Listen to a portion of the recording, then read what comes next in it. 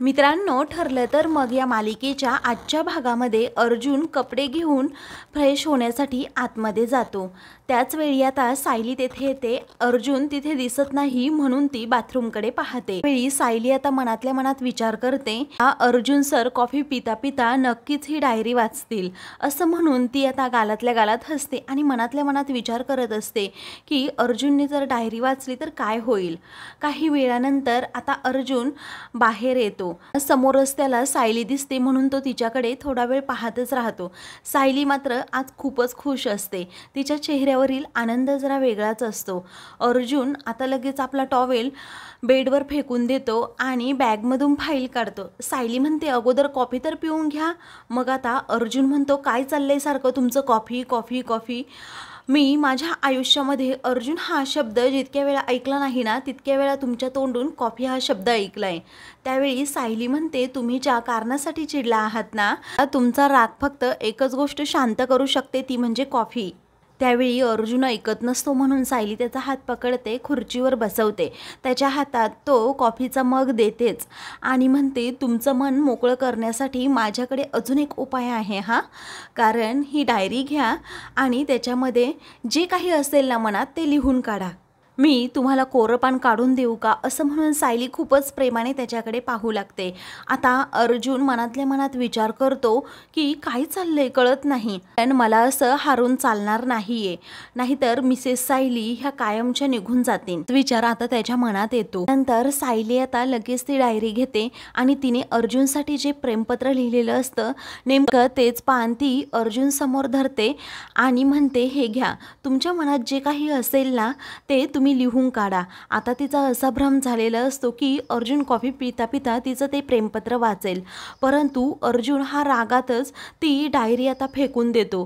तेव्हा सायलीच्या काळजाच्या चिंधड्याच उडतात। त्यावेळी तिला खूप मोठा धक्का बसतो की अर्जुन आज एवढा रूडली माझ्याबरोबर का वागतोय। तिला आता रडू येतं। ती दबक्या पावलांनीच त्या डायरी जवळ जाते आणि ती डायरी उचलून खूप रडत असते। खरं तर अर्जुनला देखील सायलीची ही अवस्था पाहवत नाही, परंतु आता त्याचाही नाईलाज असतो। मग सायली आता हळूच पुढे येते आणि ती डायरी त्या शेल्फमध्ये ठेवते।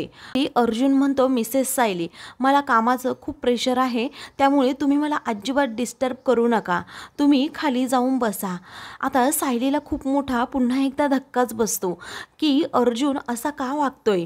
ती पुन्हा आता दाराकडे जाते आणि बाहेर जायला निघते, पण तिच्या मनात आता काहीतरी येतं म्हणून ती पुन्हा तिथे त्या शेल्फ जवळ येते आणि ती डायरी हातात घेते।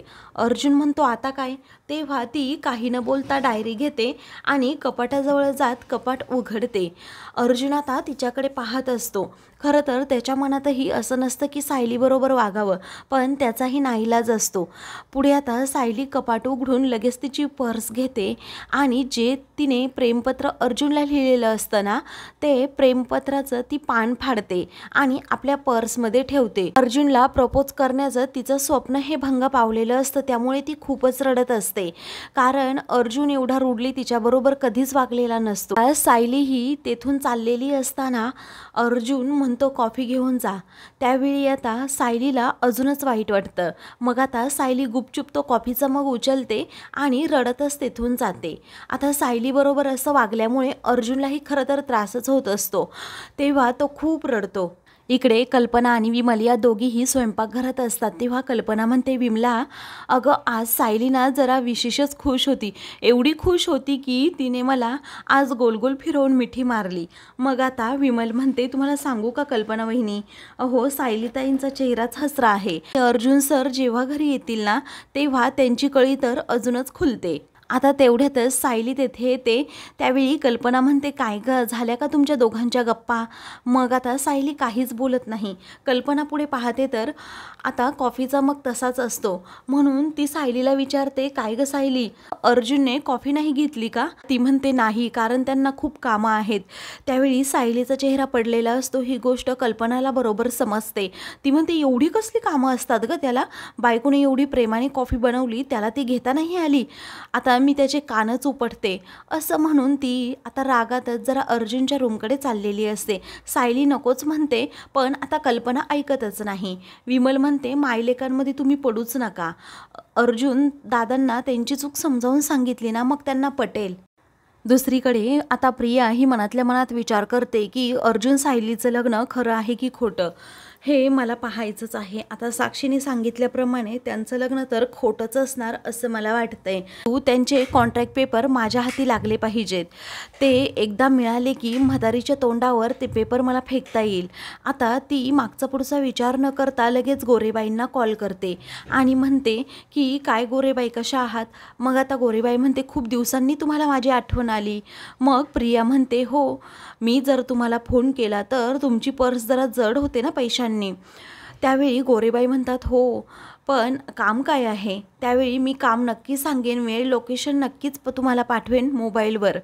आपण तेथे भेटूयात, मग सविस्तर सगळं काही सांगेन, असं म्हणून गोरेबाई म्हणतात, यावेळी जरा जास्त पैसे पाहिजेत. तेव्हा प्रिया हो असं म्हणते आणि फोन ठेवते.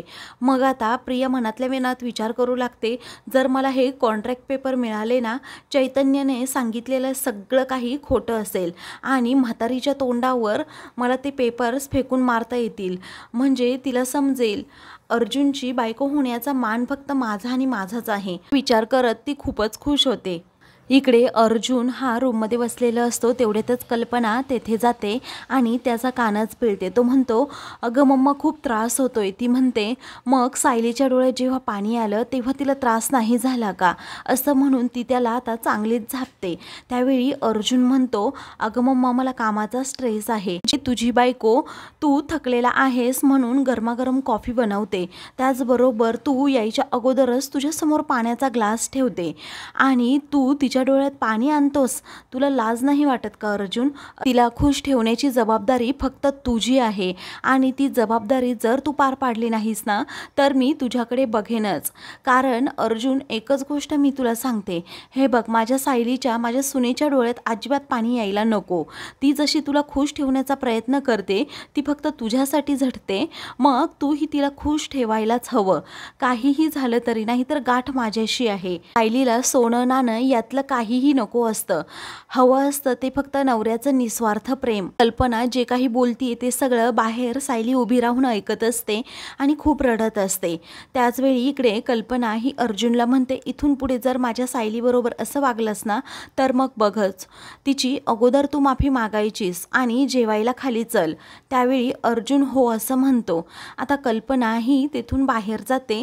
सायली समोर उभी असते. त्यामुळे ती सायलीला म्हणते, मी तुझ्या नवऱ्याचे ना चांगलेच कान उपटले आहेत. आता तू काळजीच करू नको. अगं, मुलगा मोठा झाला ना की त्याच्यावर थोडे का होईना डोळे वटारायचे असतात, कारण मग मुलगा सरळ होतो. कल्पना ही लगेच तेथून जाते. तेवढ्यातच सायली आता रूममध्ये येते. ही मुद्दामच तेथे काहीतरी काम करू लागते. तिच्या हातातून ती परफ्यूमची बॉटल आता खाली पडते. अर्जुनचं लक्ष आता तिच्याकडे जातं. आता अर्जुन सायलीला म्हणतो, मिसेस सायली. तेव्हा सायलीला आता खूपच आनंद होतो. तिला वाटतं की अर्जुन माझ्यावर आता चिडणार नाही, अगदी प्रेमाने बोलेन. तेव्हा तो म्हणतो, हे बघा, मम्मा आत्ता इथे आली होती. ती म्हणते, हो, मी सगळं काही ऐकलंय. मग आता अर्जुन म्हणतो, मम्मा जे काही बोलली ते सिरियसली घेण्याची गरज नाही. मम्मा वेड्यासारखं काहीही बोलत होती. आता जे काही बोलली ना ती, ते खऱ्या नवरा बायकोसाठी असतं, कॉन्ट्रॅक्ट मॅरेजसाठी नाही. आपण दोघांनी एकमेकांच्या आनंदाचा विचार करण्याची काहीही गरज नाही, कारण आपल्यात कुठे काय नातं आहे. आता सायली काहीही बोलत नाही, एकदम शांत उभी असते. नंतर तो म्हणतो, आपल्या कॉन्ट्रॅक्टमध्ये एक क्लॉज आहे आणि त्या क्लॉजप्रमाणे मी तुम्हाला कधीही हर्ट करू शकत नाही. जर तुम्ही माझ्या बोलण्यामुळे हर्ट झाला असाल तर आय एम सॉरी. तेव्हा सायली आता पुन्हा काहीच बोलत नाही. ती अर्जुनकडे पाहते आणि मग नंतर अर्जुनलाच असं बोलल्यानंतर खूप वाईट वाटतं. दुसरीकडे आता चैतन्य बेडवर बसलेला असतो, तर साक्षी काहीतरी आवरत असते. मग त्याच वेळी आता चैतन्य मनातल्या मनात विचार करतो, साक्षीच्या मोबाईलमध्ये असं काहीतरी असेल जेणेकरून तिच्या विरोधात ते पुरावे सापडतील. पण तिच्या मोबाईलचं अनलॉक लॉकचा पासवर्ड मला नक्कीच मिळवला पाहिजे, काहीतरी करायला हवं असा तो आता आरशात पाहूनच विचार करत असतो। त्यावेळी साक्षी देखील आता आरशातून त्याच्याकडे पाहते। त्यावेळी चैतन्य साक्षीला म्हणतो, मी इतक्या स्मार्ट, सुंदर आणि हुशार आणि डॅशिंग मुलाशी कसं काय लग्न करती हाच विचार तुला पडला आहे ना? त्यावेळी साक्षी म्हणते, ते तुला कसं समजलं? तेव्हा आता चैतन्य म्हणतो, अगं आपलं प्रेम इतकं खरं आहे ना की मी तुझ्या मनात काय चाललंय ना ते लगेच ओळखते। तेव्हा साक्षी लगेच त्याच्याजवळ बसते आणि त्याच्याकडे अगदी प्रेमाने पाहत विचारते, मग माझ्या मनात आत्ता काय सुरू आहे ते ओळख बरं। चैतन्याकडे पाहतच राहते आणि मनातल्या मनात म्हणते, माझ्या डोळ्यासमोरही मला तू नकोयस, तरीही मी माझ्या ट्रॅपमधून तुला अजिबात बाहेर पडू देणारच नाही, अशीच अडकवून ठेवणार। आता हाच विचार तू कर। मग आता चैतन्य देखील मनातल्या मनात म्हणतो की तुझं प्रेम किती खोटं आहे, तरी किती मोठ्या शिताफीने तू मला प्रेमाच्या जाळ्यात ओढलं आहेस, हाच विचार तू करतीयस ना साक्षी? पण मी तुला आता हे सांगणारच नाही। ते साक्षी आता त्याला विचारते, बोल ना, अरे सांग ना, मी काय विचारते तुला? त्यावेळी चैतन्य विचार करतो आणि म्हणतो, हो समजलं, तू नक्की कसला विचार करतीये ते। तो म्हणतो, मला असं वाटतंय तुझ्या मनात हाच विचार सुरू आहे की आपण आपल्या एंगेजमेंटचे फोटो पाहूयात। त्यावेळी आता साक्षी म्हणते, totally wrong, not bad idea असं म्हणून ती आपला फोन लगेच चेहऱ्यासमोर धरते आणि तो मोबाईल अनलॉक होतो। तेव्हा चैतन्याला आता समजतं, फेस आयडी, अरे देवा, आता हिच्या चेहऱ्यासमोर कसा घेऊन जायचा तो मोबाईल, हाच विचार खरं तर त्याच्या मनात येतो। साक्षी आता लगेच मोबाईल उघडून त्यामधील असणारे फोटो पाहत असते आणि चैतन्याला एक एक करून ते सगळे फोटोज दाखवते। तेव्हा ते दोघेही आता फोटोज पाहत असतात, परंतु चैतन्याच्या मनात वेगळंच काहीतरी सुरू असतं। तर दुसऱ्या दिवशी आता अर्जुन हा ऑफिसला जाण्याची तयारी करत असतो। त्याच वेळी सायली आता अगदी आनंदाने त्याच्यासाठी नाश्ता घेऊन तेथे येते। तेव्हा ती म्हणते, धरा, हा घ्या तुमचा नाश्ता।